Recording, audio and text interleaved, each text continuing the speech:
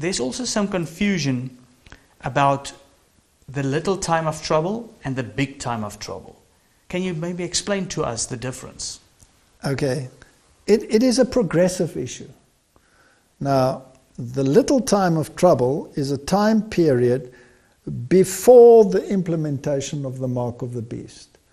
So in other words, turmoil in the world will increase, natural disasters will become very prominent. Basically, you can go through the list of Matthew 24 and see what the issues will be at the end of time.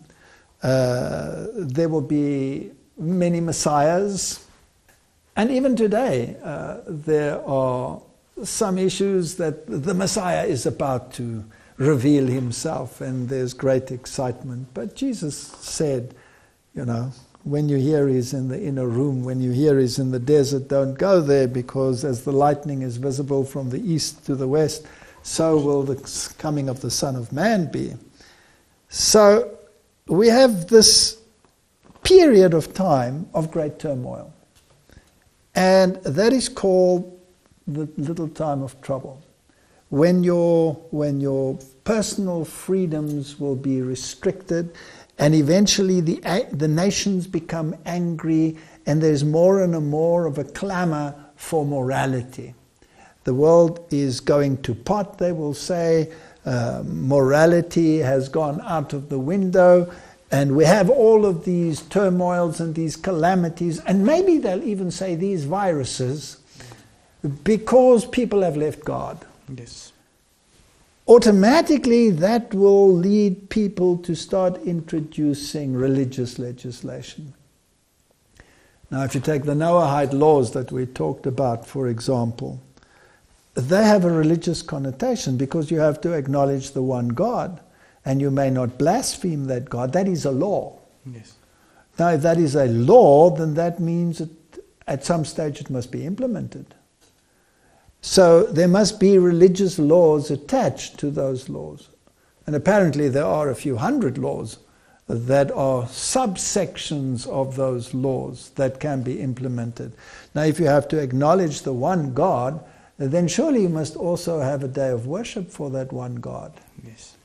So all of these calamities and this little time of trouble where your personal freedoms are curtailed and where buying and selling becomes difficult because of circumstances which restrict human movement and human freedom, will lead to the point where people say all of these things are happening because we have turned our back upon God. We have taken him out of the school system. We've taken him out of public life. We may not even pray. We sacrifice children to Moloch, etc., etc., etc. Let's get back to God.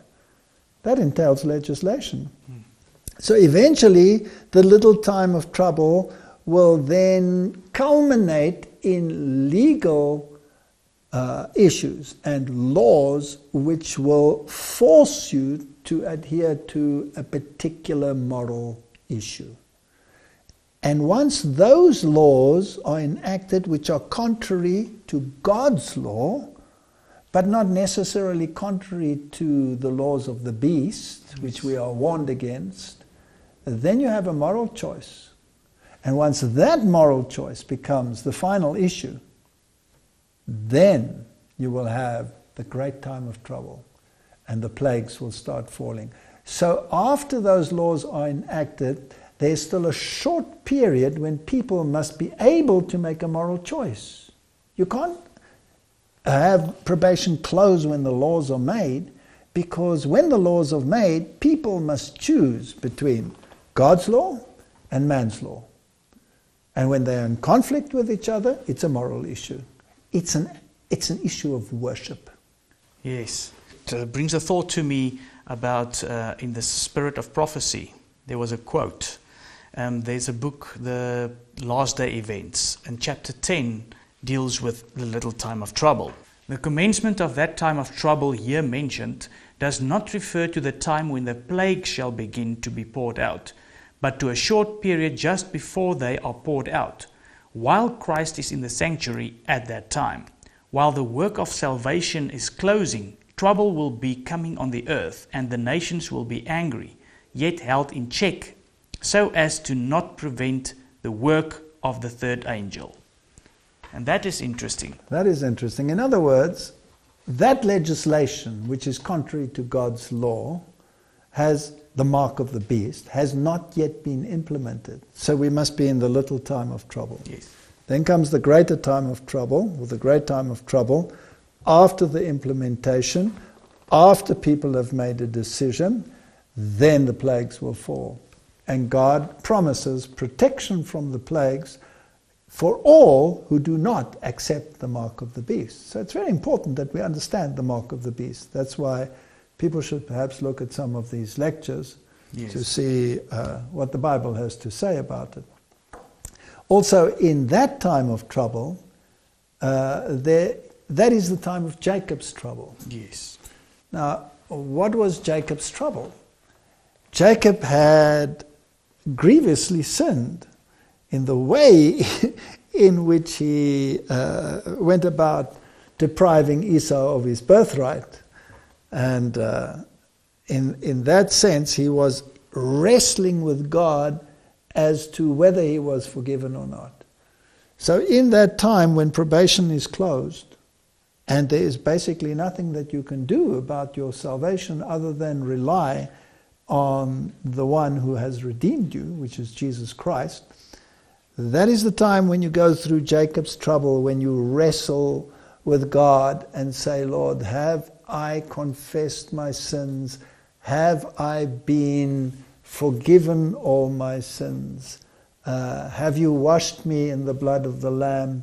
Is there any fault in me which has prevented you from doing this? This is the mental anguish and the turmoil. And then faith comes in. Faith takes hold of the promises of God, and faith does not let go of them, just as Jacob didn't let go of Jesus with the angel when he wrestled with him. And he said, I will not let you go lest you bless me. That is our anguish. We cling in that time to Jesus and say, I will not let you go lest you bless me. And the Bible says he prevailed with God. And so everybody who has made Jesus his covering, his cleft in the rock, will prevail, because Jesus will cover them with his righteousness.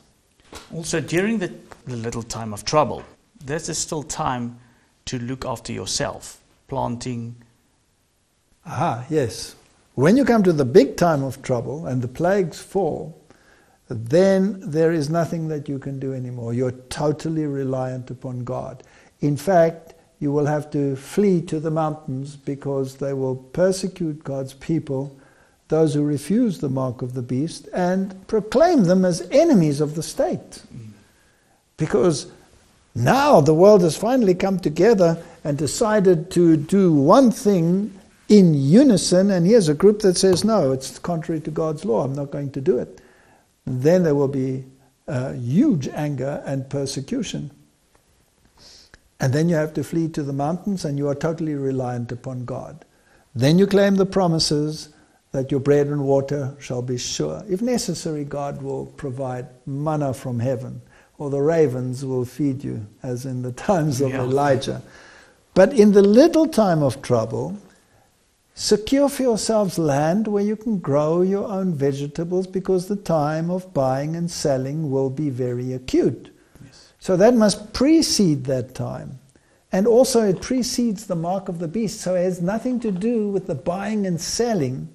That will be totally cut off the possibility of buying and selling through the legislation of the mark of the beast, which has not yet been implemented.